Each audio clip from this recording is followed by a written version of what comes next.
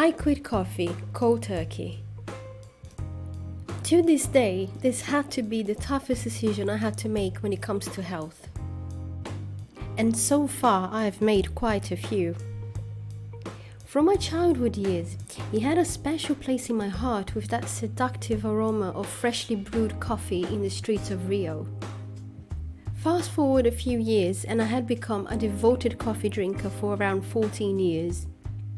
I knew sooner or later I had to break the habit with my daily consumption. I finally came to terms with the fact that it was becoming detrimental to my health, to the point where I felt anxious every time I had a cup. I was edgy, overthinking almost everything, not to mention getting irritable easily. Like many of us, I became a tired person heavily relying on coffee to get me through the day. Of course, it was only a matter of time until my body crashed. I knew I had to change things very quickly and radically. So I quit drinking coffee for a month. I wanted to make sure it was something I could follow through to the end, and I found 1 month to be a good compromise. In today's video, I'm going to share how quitting coffee impacted my energy levels, my overall mood, my mental performance, and physical side effects. I will also share what drink I chose as an alternative to coffee, what I've learned from this experience, and how it changed my relationship with coffee. Let's get started.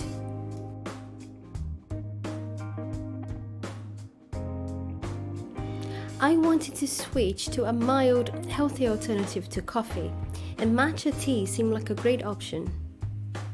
A cup of matcha tea contains between 19 to 70 milligrams of caffeine if you use anywhere between half to 1 teaspoon of matcha powder. This is roughly 1/5 to half the caffeine of a Starbucks cup.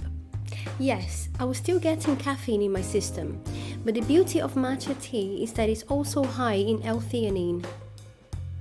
L-theanine is a non-essential amino acid responsible for the production of GABA and glutamate. These in turn promote the brain's levels of focus and attention, the formation of new memories, as well as mood regulation and calmness. Hence, it counteracts the stimulating effects of caffeine by increasing levels of focus and attention, while stimulating a non-sedative calmness and reducing levels of anxiety. Perfect. I started enjoying my matcha drink in the mornings, some days in the afternoon too, but always keeping those to a minimum. After a few attempts preparing the drink, I came up with a delicious little recipe that puts a big smile on my face, minus the guilt of consuming too much caffeine. If you'd like me to post a video on my recipe, make sure to leave a comment below. The first few days my energy levels were rather low, but what I did notice was that my body was a lot less tense, like it was decompressing. I gradually started to fall asleep more easily and quicker at night. That was the starting point. I was 1 week in when I started to feel my energy coming back, thanks to the improved quality of sleep. By then, the biggest and most noticeable change without a doubt was that I was feeling a lot calmer. Most of the edginess and jittery effects were gone by the end of the first week. I was at ease with myself and people around me again. It was such a relief. This newfound calmness brought my bubbly and happy self back. I was able to stay better focused on tasks while maintaining a sense of serenity. Another benefit that took me by surprise was that in my second week I noticed my belly getting flatter too.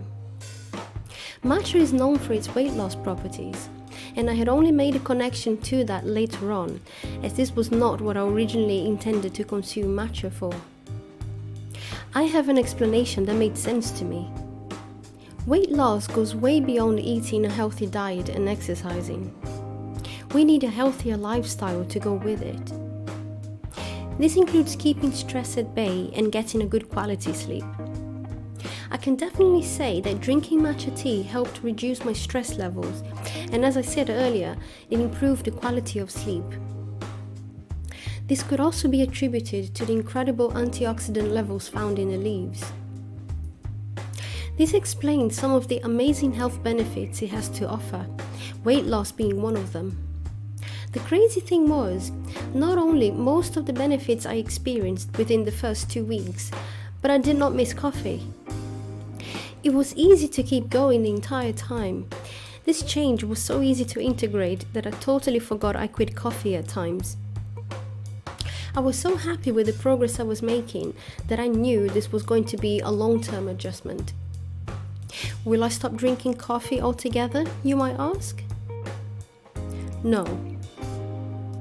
I still love coffee and its delightful aroma, but I decided to only enjoy a cup as a treat every now and then. Maybe if I'm out and about or visiting friends and family. What I've come to realize is that coffee needs to be enjoyed occasionally. It's important to be in tune with your body and notice when you're developing dependencies and take action on it. Are you a health nut?